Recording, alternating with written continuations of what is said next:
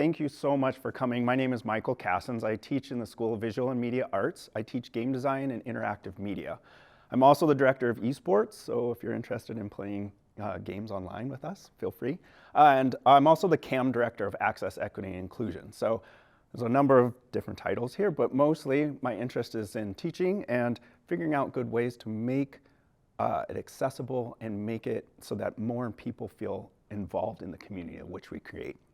So I'd like to talk about first our land acknowledgement, which the University of Montana is here on the Aboriginal territories of the Salish and Kalispel people.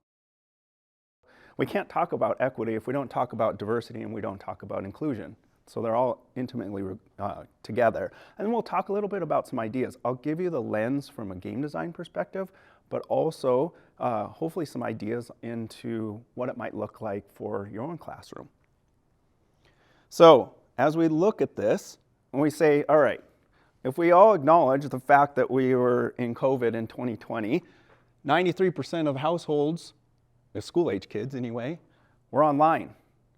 And if we look at how they were working online, with families that had $100,000 or more, we had 85 or 86% of those people using resources, online resources. Whereas if we go to the other end of our socioeconomic demographic, less than 50,000, we have a significant drop in online resources that were utilized, which is tremendous, right? So this is why we should care, at least in this regard. And in fact, we look at this and we say, well, why is this happening? Well, more likely, they don't have computer and internet availability. Or if they do have a computer, it's a shared availability, right? The parent is using it for work, the child needs to use it for school. That is a problem. And if they have no access to internet, which we've probably all read, at least in the newspaper or so forth, they're handed out by schools or they're going to the parking lot in some sort of, fast food restaurant or something like that to just gain access, that's problematic, right? In addition, we have just lower levels of computer proficiency, which is problematic, right? So it's a compounding effect. And then finally, they're just not using online education resources, right, at the same rates, which is what we looked at before. And if they don't have all these things, then how do we reach that demographic, okay? So, but in juxtaposition with this is showing that there are more online learners, and you can see how it's grown. In 2019, 44 million, then registered learners went up to 92 million in just a couple of years. Of course, COVID helped launch that, right? And then the total number of enrollments of people going into online learning also stratospherically went up. So as we look at this, keeping both of those two things in hand, knowing that we have increased learners online and we have this discrepancy in our socioeconomic demographic, we have to hold those in each hand. On top of that, in a higher education situation, we look at, and unfortunately this graph, I didn't want to alter it because it's not mine, obviously. If we look at this, the biggest part of that pie, that 67% there, these are students who use mobile devices to complete course-related activities. That's a phone or a tablet to do their work, right? And 20% of the college students report that they completed 100% of their online coursework on a phone or a tablet. No computer at all. That's pretty amazing. And then if we start looking at this a little bit deeper, we see that 73% of students actually want to continue taking online classes, which is pretty wild, right? Because I'm guessing you've all had commentary that are like, oh, I miss being in person, which is true. And there'll always be that. And there's going to be people that want to be online too, which also begs the question, maybe we should do both, which we'll get to. And if we look at this, 81% of college students say online learning helps them improve their grade. Any guesses why? I have a couple of theories, but I think a lot of it has to do with they're in place. They're able to stay there. They're able, if they're on a computer or a device, they can look stuff up. They can be researching at the same time. They can go back and watch it again. Most of my students, when I'm teaching, they say the best part about having a recorded lecture, having something, I can go back and look at it again. I missed it that first time. I missed it the second time, but I can slow down the recording and then watch it as it's being translated, right? Because it's audio translated so that they can read it. And then 55, so over 50% of the students look at affordability. So when they're looking at buying and going into school, affordability is a big deal, right? But especially on online education. And then if we go beyond higher ed, right? So we've gone through our K through 12, we've gone through higher ed, we go into the corporate world, 90% of companies are offering employees of some sort of digital learning. They used to send them places, by the way. That's pretty expensive. Now, they're like, well, wait, we can just have them learn right there. And actually, a lot of them don't mind. They actually like that. They don't have to leave their families. They don't have to, but they can still get the credentialing they need. They can get the certificates they need, that kind of thing. So it's happening at work too. And if you look at Coursera, which I'm guessing you all have heard of before, they've increased by 438% in 5 years. That's amazing.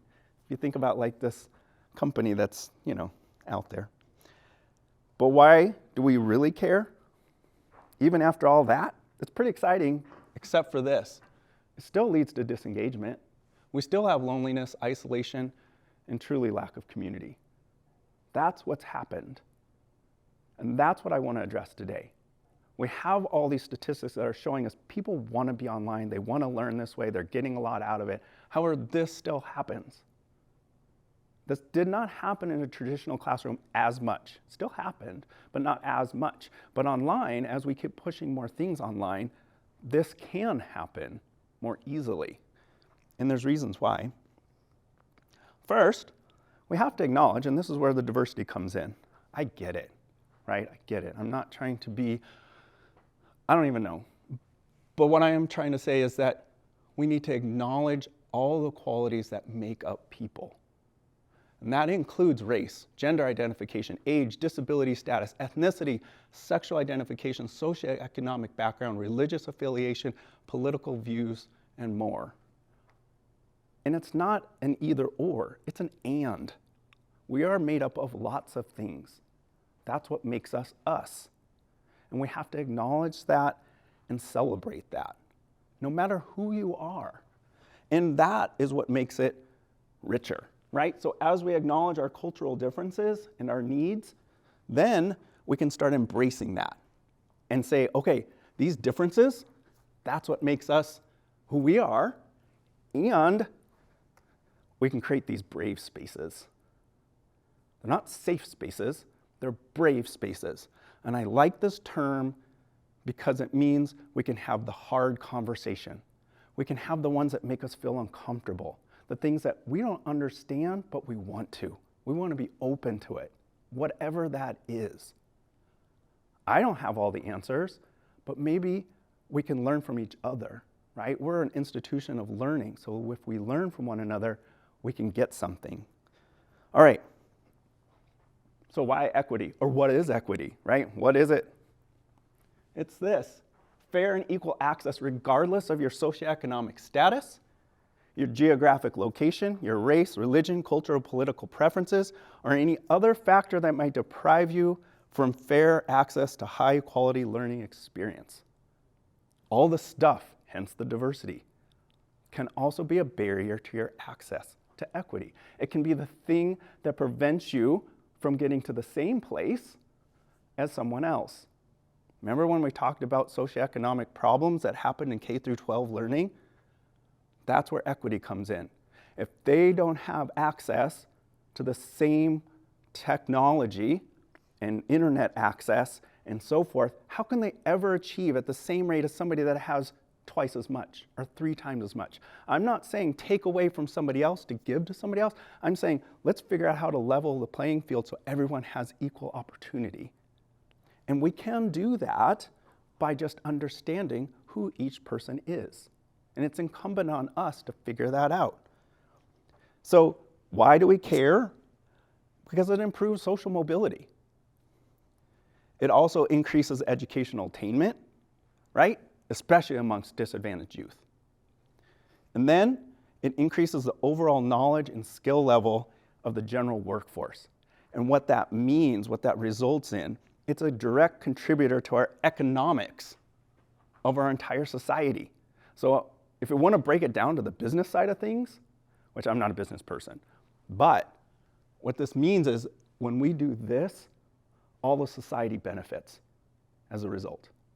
It's a long-term view, but it's a good view to take. So how do we do it? Make it affordable. And we're going to talk about that in a second. So instruction, learning materials, technology, make those things affordable. Accessibility. How do we get to it? One of the things, being in the media arts department, what that means, or the School of Visual and Media Arts, what that means is I have students that come to me like, I can't possibly be in this school because I don't have the computer to do it. So we say, okay, we have labs that have high-end computers that you can come and you can access 24/7. Swipe your card, you come in and you use it. I have players on our esports team that say, I don't have a gaming machine. I couldn't afford that. I said, okay, we have those machines. You just come and play. You don't have to pay anything. That's how you make things accessible. And that includes nourishment. That includes all those things, transportation. If you're hungry, you're not thinking about learning, you're thinking about eating, right? And then making it easy. That's my favorite.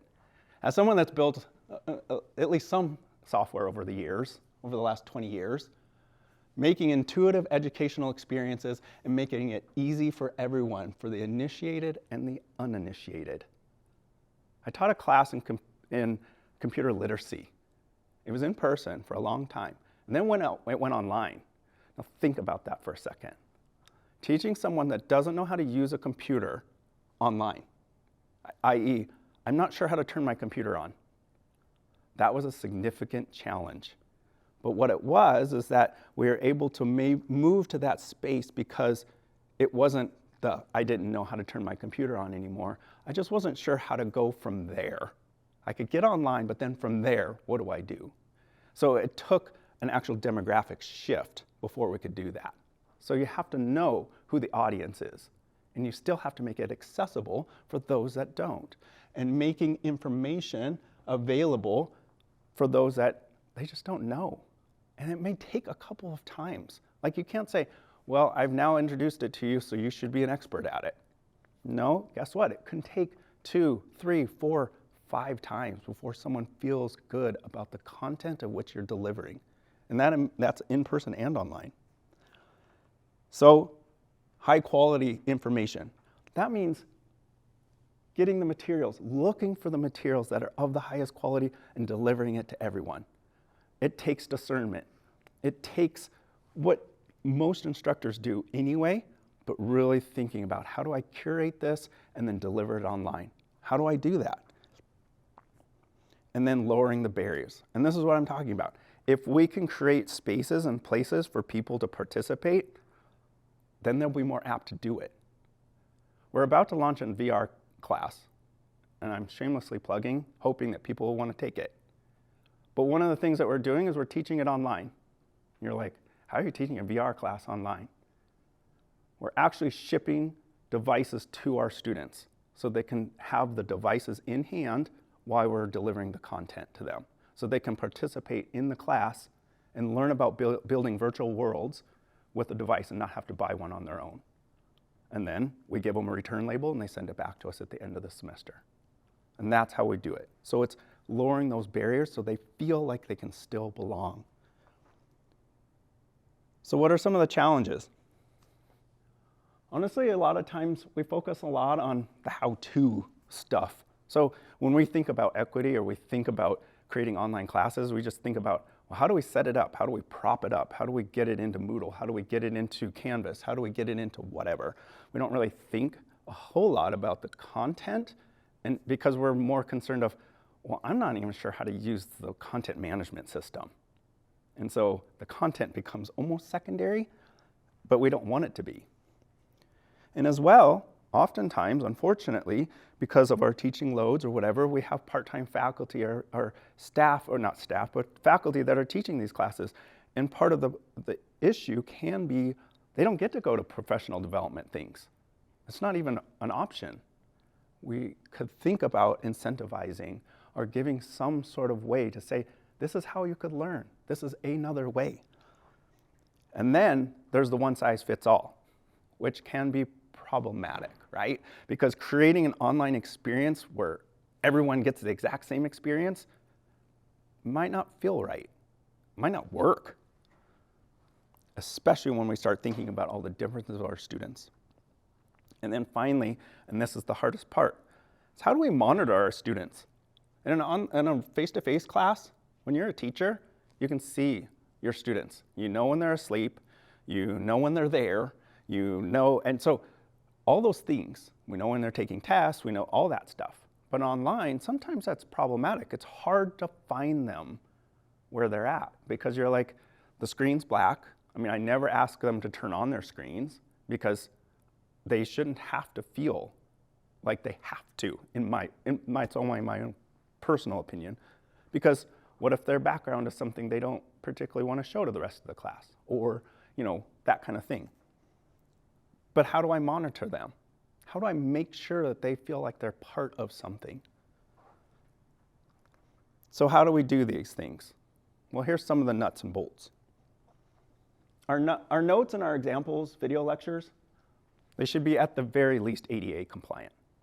So whatever that looks like, you know, having video lectures that have translations, decent ones, good ones, right? Closed captioning, things like that. Different file formats that are accessible to different devices.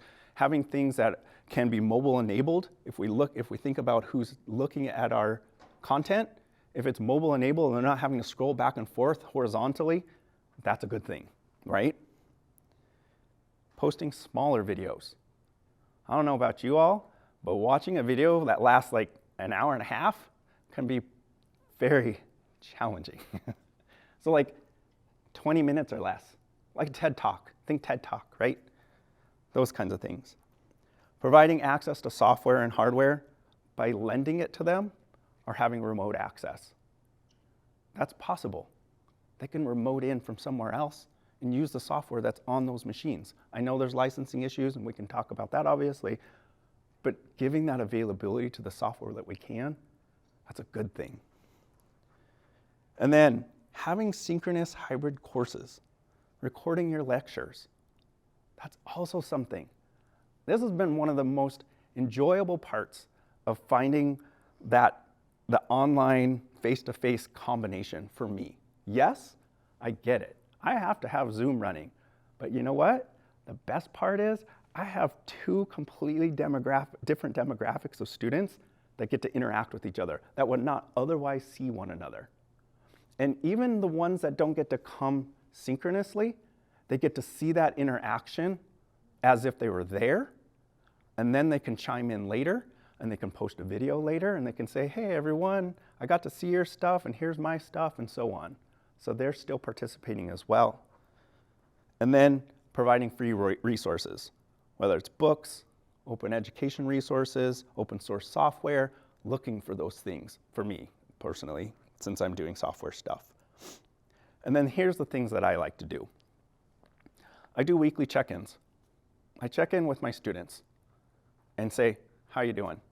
Or I have them check in with me, so they don't fall off the map. So in my class, I have 60 students right now, for example.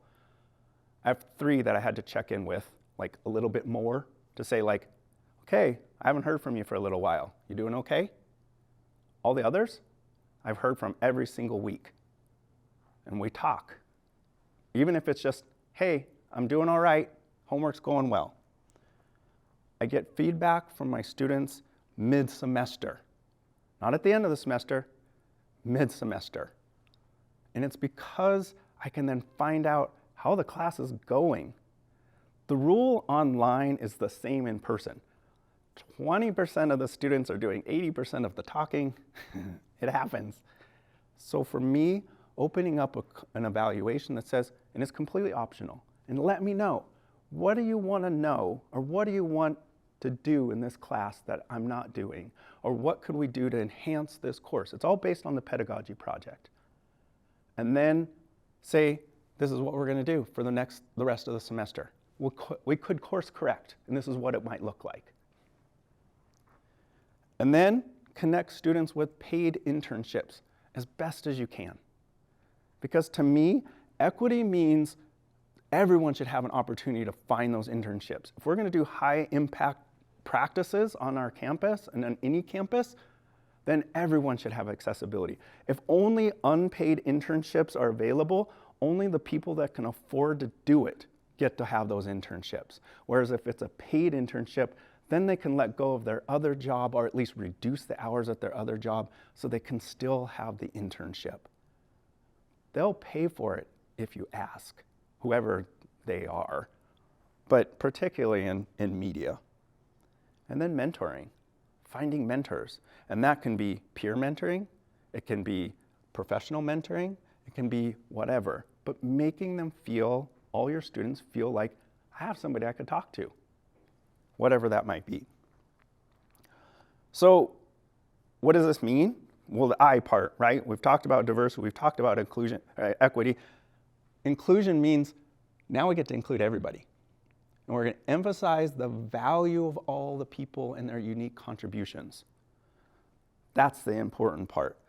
And by doing that, we're including our experts and their materials because it gives us different perspectives. The one thing that I think as instructors that we think a lot about when we're looking at our curriculum and we say, how are we going to include different angles and different ways of being without tokenizing? Well, we be intentional about it and we find those experts and we say, okay, we're not only going to include your materials, but we may also ask you to come in and give a guest lecture. I can't speak to all the different types of developers that are out there, but I can ask them to. I can research those different perspectives, I can integrate those different perspectives, and then I can include the students in that conversation. By doing that, then that allows us to have that full circle. We're saying, okay, I'm not only going to bring in all these experts, but I'm also going to have everyone be engaged with it. Maybe they're researching that information. Maybe they're finding out what is their perspective or what is it that they're drawn toward, and then bring that into the classroom as well. Because what we want is we want a sense of belonging. All students want that, whether it's in the classroom or outside the classroom. It's a sense of belonging. Actually, all people want that. And so if we can do that, in person, online, that's a good thing. We want critical thinkers as well. We want people that can think through these hard problems, not be afraid of the hard problems, and take them head on and say, what can we do? And then we want them to be able to communicate with others. And the best way to do that is through all these different perspectives, to say, what is it that all these other people are thinking and saying? And how can I communicate that out? And then it's about support. If they know, if your students know, if people know that you're supporting them, that they have a support structure underneath them, they will thrive. It has everything to do with support. So what else can we do? For me, it's about encouraging true representation. And what I mean by that is there's stereotypes of all sorts of things, whether it's let's say in media, right? In games, I'll say specifically.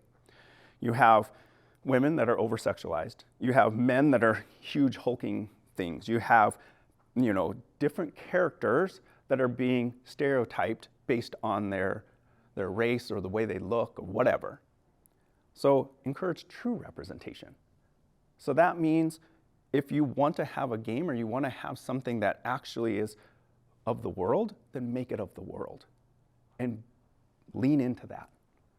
As well, create diversity in your teams. And I don't mean just racial diversity, I mean true diversity. And it can be organically driven. Just say, I want people from all sorts of different thoughts and backgrounds and whatever to come together and make something cool, whatever that looks like. And then surround yourselves with people who are invested in making change. It's the change makers. If you want to be a change maker, then be around other people that want to make change. Because you know what? You'll feed off each other and then you'll make stuff happen. And then be part of communities that promote inclusion. If we want to be inclusive, then let's have more communities and lift them up, highlight them, elevate them, and then foundationally change how we create. So from the very beginning, use our principles of what are we going to do? If it's creating a course, how are we going to do that at the foundation? Use the people that can help us build it so that we're not worried about the technology of building a course, but really thinking about the content of what we're trying to deliver. And then tell stories. Allow people to tell their story. For me, it's the storytelling.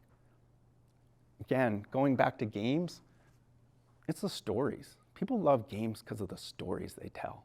People love art because of the story that it tells. And use tools that are free and simple. Like, let them create stories, and it doesn't have to be hard. And then allow students to learn in place and create community. We have a huge population. We live in a state that is so wide and vast. I remember traveling this state when I was a kid. It's 12 hours to get across this state. Think about all those students that are in tiny little towns that would love to come to Missoula, but they really need to stay in place because they have a farm or they have a family that they need to take care of. Whatever it is, what can we do? Sure, there's lots of online resources out there, but what we can do is we can create community. That's what differentiates ourselves. That's what makes us different in the online space, is by saying if we can create a community of which they feel like they can belong, then all of a sudden now we have something that someone feels like, I'm part of UM.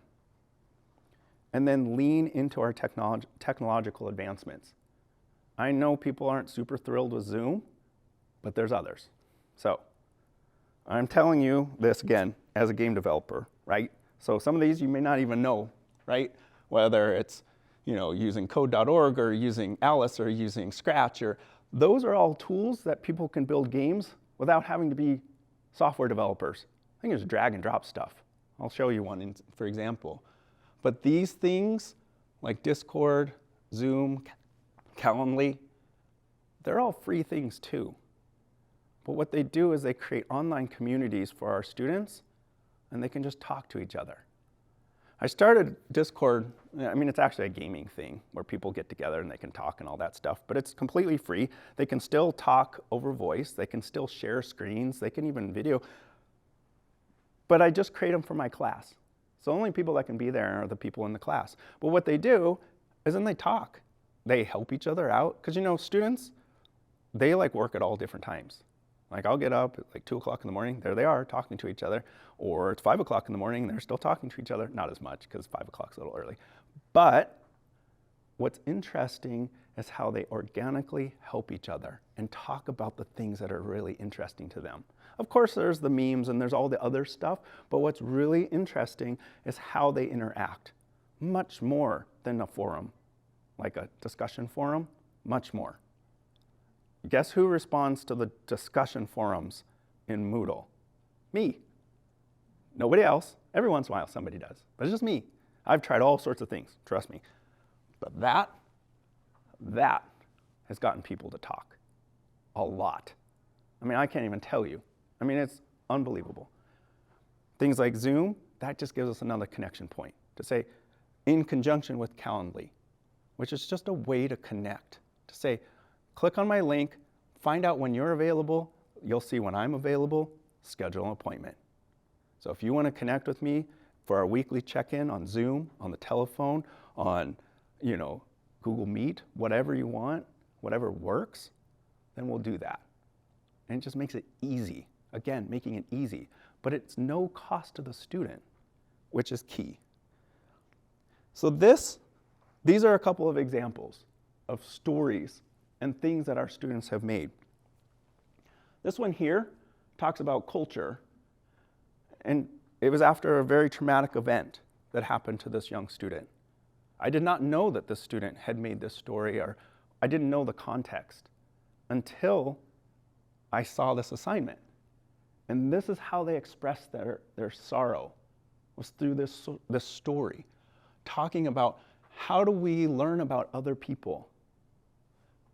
This here, again, I said, hey, I want you all to just make something cool.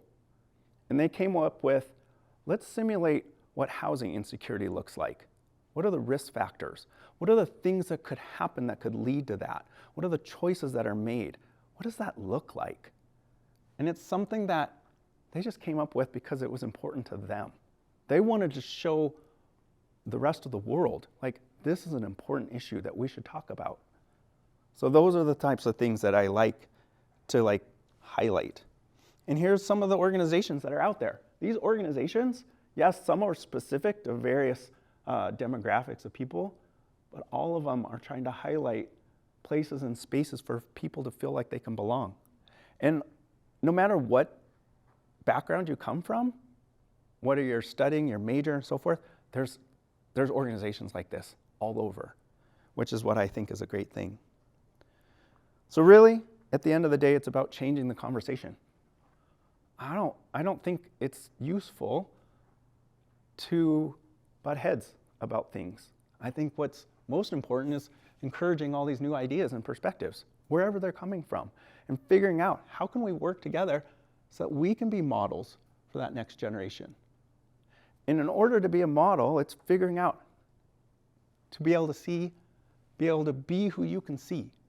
Seeing the young people saying like, I see myself in that person, that mentor, that faculty member. I want to be that. And that's the important part of what we're trying to do. So this is kind of where all the stuff came from, but I appreciate you being here. I'd like to open it up to questions if you have any. So thank you so much. So I'm curious about if a person wants to move toward more inclusivity and equity, who could help us? Because I have a class and these ideas are fabulous. I'm thinking, oh, I should do this and I should do that, but I need some help in saying, this is how I could use that funny little symbol that you just had up there when people are talking. I don't even know what it is. So how can I find out how to do those sorts of things, incorporate it into my class? And then one other question that I'm thinking about, I have like 50. What do you do about privacy issues with that other little place where those kids go in and then they chatter? Can you just say, hey, how many of you would allow me to put you into there? How do you deal with that? Yeah, good question. So there's two questions. One, how do we get resources to build out, a more inclusive classroom environment? And the second question is privacy around using Discord. Okay, so as far as the classroom goes, it's more of finding people in the space that says, and actually just having them look at it and giving you feedback, right? So the university has resources on campus that says, here's different perspectives of which, hey, can you take a look at this? They're also academics, so they'd be able to look at the content. They may not know exactly what the true, what the expertise, the level of expertise is, because that's yours, but they'd be able to say, yeah, this is an inclusive type of language or inclusive type of, feeling to the content that's being delivered. And I think that's I think that's I think that's appropriate. And then as far as Discord, it's actually an invite only. You can have it open, but mine's only by invite. So unless you're in the class, you can't be in it. Like, it's specific. But so going to that outside tool is okay within the university? Yes, okay. Yes, it's okay because I'm not asking for any personal information. There is actually no personal information, and it's option only. They don't have to do it. It's just another space for them to communicate with one another. Yeah, there's not a requirement by any means at all. That's a great question. Yeah.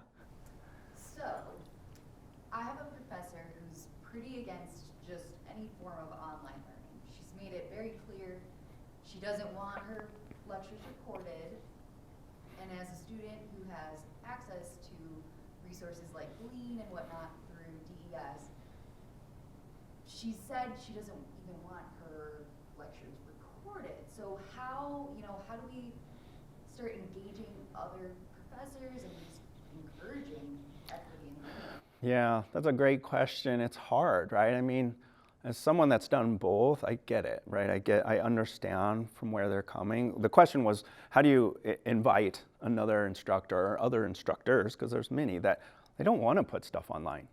I mean, I get it, right? I mean, it's hard. And there's some content that is traditionally hard to teach online. It just is. However, I think that there is a space to say, creating cultural change and just saying, creating the invitation and showing the response of positivity behind it. Like, if we were to do this, this is what happens. You're wanting engagement. Guess what happens when you do this? You'll actually get more engagement. So it's actually showing, making it data-driven and saying, it's not just an anecdotal thing to say like, hey, I've got a couple students, they had a really great time. It's more, this is the amount of students, and because it was delivered in this way and in this fashion, you'll actually have a higher rate of engagement and you'll have a better return and they'll learn the content better.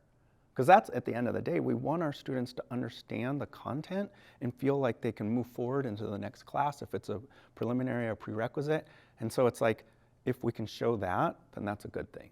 And that's why I brought up the example of, and it's not always like this, right? I mean, you know, my online class, I'm very grateful that I have these students that have stayed engaged, but I work really hard to keep them engaged. It's just as hard as a face-to-face class, if not harder, because I have to keep reaching out. Like in a face-to-face class, I can just kind of hope they show up. And I still would reach out, right? Like I see so-and-so, but I might not know their name. But actually in an online class, I'll know everybody's names because they're all listed. So it's much easier for me to say, hey, I haven't seen you for a while. Let's check in and, so forth. So that's the point, is trying to think like, how can we, again, have a conversation and just say, what are the concerns and what can we do differently? And maybe ease into it. Like it doesn't have to be like this monumental shift, but more incremental shift. To say, what if we tried this? Just see how it works. And then let's try this and see how that works. And then move forward like that. Again, with the intention that the student is at the heart of it. Because that's really that's what we should be doing. So, thank you. Good question. So about the closed captioning and things like that, is that also something that I should find out more about through Moodle, or are there other techniques that I should use? And I'm also curious about how to differ or change up my modalities in my various units. So I have something that's pretty solid, my 150, it's pretty solid, but I really want to move forward with this class because I really want it to be more of a community and to actually improve this class now that it's been up for a couple of years. So I do want to figure out how I can use certain modalities that would reach the greater number of students in other ways. And talking about how you learn, like, actually I think it's about 7 minutes on a video. I think it's about 7 minutes. After that, they're like, yeah, I'm done. They're just taking Right. school. It has to be really good to get to 20. But I'm wondering, like, are there modalities that you could use that are more accessible? I mean, is video really the way to go? Instead of having little books where there's written text, should I actually like record myself speaking that text? Yeah. What are your best practices that you could actually say right now? Yeah, that's a great question. So the question is, well, there's a couple questions. One, what about closed captioning? What